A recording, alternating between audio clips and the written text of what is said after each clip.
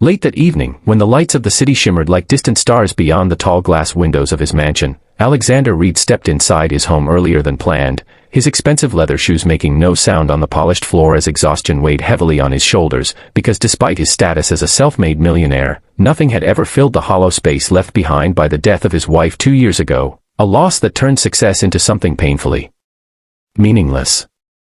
In his arms was his briefcase, but in his heart was his greatest fear, his infant son, Noah, who had cried endlessly for months and refused comfort from anyone, including the countless nannies who had come and gone, each quitting after a few days, until Clara arrived. Clara was different from the start, not because she spoke much or tried to impress him, but because she listened, because she treated Noah not as a job but as a fragile soul who needed warmth, patience, and love, and yet Alexander had never truly paid attention to her beyond polite nods and professional distance. That night, as he walked toward the living room, he expected the familiar sound of a baby monitor or soft humming from the nursery, but instead, silence wrapped around him like a held breath, and his heart tightened with panic as he rushed forward, fearing something was wrong, only to stop dead in his tracks when he saw it. There, on the soft rug near the couch, Clara lay asleep on the floor, curled protectively around Noah, her arm draped gently over his tiny body, her cheek resting on a pillow placed beneath the baby's head, as if she had chosen discomfort without hesitation just to keep him calm, while a half-empty bottle sat nearby, evidence of long hours spent soothing him through the night.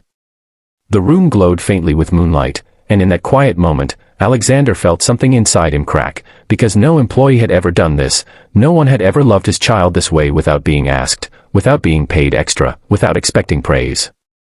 He stood there for a long time, his breath shallow, watching the gentle rise and fall of Noah's chest, noticing how peaceful his son looked for the first time in months, and realizing that the only reason was the woman sleeping on the floor beside him. Memories flooded Alexander's mind, his late wife singing softly, holding their baby close, whispering promises of safety, and for the first time since her death, the ache in his chest was joined by something else, gratitude. He quietly placed his briefcase down, removed his jacket, and draped it carefully over Clara's shoulders, afraid that even the smallest movement might wake her, and when she stirred slightly but didn't wake, he smiled without realizing it, a real smile, not the practiced one he wore in boardrooms. Days passed after that night, but the image never left him, and he began to notice Clara more, the way she spoke softly to Noah, the way she sang off-key lullabies, the way she skipped meals to make sure the baby was comfortable, and the way she never once complained, even when exhaustion showed in her eyes. Alexander started coming home earlier, inventing reasons to cancel meetings, just to watch from a distance as Clara turned his cold, echoing mansion into something warmer, something closer to a home, and slowly, conversation replaced silence between them, first about Noah, then about life. Clara shared pieces of her past, how she grew up with little money but lots of love, how she believed children could feel everything even when they couldn't speak, how she once dreamed of being a teacher before life forced her to work wherever she could, and Alexander listened like a man hearing hope for the first time. One rainy evening, when Noah finally fell asleep in his crib instead of crying, Alexander found himself thanking Clara with a voice that trembled slightly, telling her that she had given him something he thought he'd lost forever, peace, and Clara, surprised, simply replied that love was never lost, only waiting to be given again. That sentence stayed with him, echoing louder than any applause he had ever received, and that was the night Alexander realized his feelings had changed, not suddenly, not dramatically, but deeply and quietly, like roots growing beneath the surface. He wasn't just grateful to Clara anymore, he admired her strength, her kindness, her selflessness, and one morning, as he watched her laugh softly while Noah tugged at her hair, he understood the truth he could no longer deny, he had fallen in love. But love scared him, because he was a man used to control, contracts, and certainty, and Clara was none of those things. She was warmth, unpredictability, and genuine emotion, and he feared that crossing the line between employer and heart might ruin everything.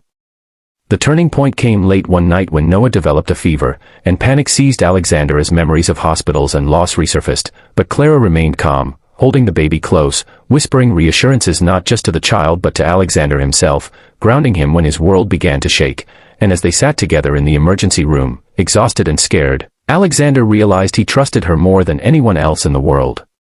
When Noah recovered and they returned home at dawn, Alexander finally spoke the words he'd been holding back, admitting that the night he saw her sleeping on the floor with his son changed him forever, that it reminded him of the kind of love he once had and thought he'd never see again, and Clara, with tears in her eyes, admitted that she never meant to cross any boundaries, that she only followed her heart, and in that quiet, fragile moment, they chose honesty over fear. Their relationship didn't transform overnight, but it grew steadily, built on trust, respect, and shared love for a child who had unknowingly brought two broken souls together. And when Alexander eventually asked Clara to stay, not as a nanny, but as part of their family, it wasn't wealth or status he offered her, but a future filled with warmth, equality, and love. This story isn't just about a millionaire and a nanny. It's about how real love shows itself in the smallest, quietest sacrifices, in moments no one expects to be seen, and how kindness can heal wounds money never could. So if this story touched your heart, inspired you, or reminded you that love still exists in a world that often forgets it, don't forget to subscribe to the channel, because every story here is meant to move you, uplift you, and remind you that sometimes, the most powerful moments happen when no one thinks anyone is watching.